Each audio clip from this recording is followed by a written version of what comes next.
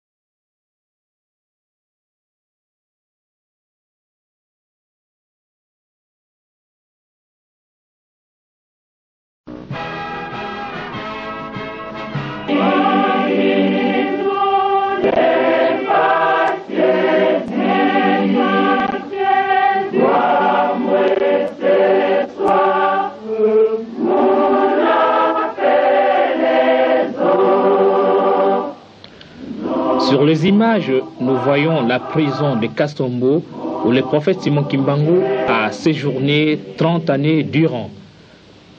Et là, c'était la petite cellule de la prison de Kastombo. Et c'est après que vous verrez comment est-ce que le corps du prophète a été exhumé.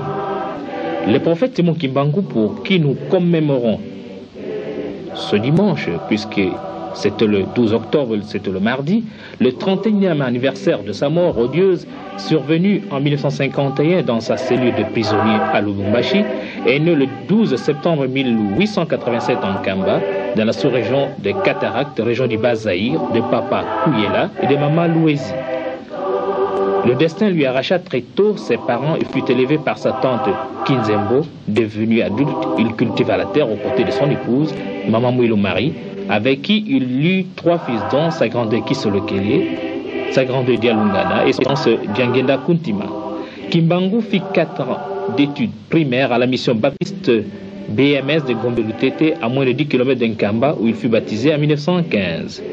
Chrétien modèle, les missionnaires protestants n'hésiteront pas à le nommer catéchiste dans son village. Vers les années 1918, Christ lui apparut et lui chargea d'une mission de plus grande, celle de paître son troupeau. Simon répliqua en disant qu'il n'était pas assez savant pour remplir cette besogne qui relevait des droits aux pasteurs et aux gens plus instruits. Mais Christ insista. Les appels du Christ furent pressants et Kimbangu s'en ira se réfugier à Kinshasa, abandonnant sa famille, où il fut embauché aux HCB, Huileries du Congo belge, actuelle compagnie Les Verts Zaïre, comme pointeur. Un mauvais sort le poursuit. À chaque jour de paye, son salaire était acquitté par un inconnu, 3 fois de suite avant qu'il ne se présente devant l'agent payeur. Christ, toujours lui, ordonna Kimbangu de regagner le village pour débuter sa mission. Chemin faisant, à Kazangulu, alors qu'il traversait la voie ferrée, le policier Funfu lui arracha son maigre sachet qui contenait 3 poissons fumés et de la chikwank que les amis lui ont donné pour soulager sa chère épouse et ses 3 enfants restés au village. Au matin du 6 avril, Simon Kimbangu, alors qu'il s'en allait au marché de Nsona Kiyenzi, accompagné de son fils aîné Kisolokele, fut contraint par Christ de guérir Maman Kantondo, alors agonisante, en lui imposant les mains au nom du Christ. C'était un Kombe Kinsuka. Kimbangu se voit attirer des milliers de gens par son message de l'évangile et ses guérisons miraculeuses. Les gens croient en Dieu. Les fétiches sont jetés. Les paralytiques marchent. Les aveugles recouvrent la vue. Les morts ressuscitent. La foule sent la présence de Dieu parmi elles par l'action de Simon Kimbangu. Les morts se font rares. Les hôpitaux se vident au profit de Kimbangu. On sent et on a horreur à faire du mal. Ceci se passe au vu même des missionnaires et de l'administrateur Morel qui est descendu en Kamba le 11 mai 1921 pour mener l'enquête. C'est suite aux plaintes des missionnaires qui l'accuseront froidement d'incitation à la révolte et des xénophobes. Le 6 juin 1921, l'administrateur Morel descend en Kamba pour l'arrêter. Mais comme le moment n'était pas là, Simon disparaîtra miraculeusement des chaînes et s'en ira instruire les siens en Banzansanda à quelques heures de marche d'Nkamba. C'était le début de la clandestinité. Sentant son heure venue, Simon, suivi d'une foule nombreuse, regagnera triomphalement son village d'Nkamba dévasté et incendié par les soldats.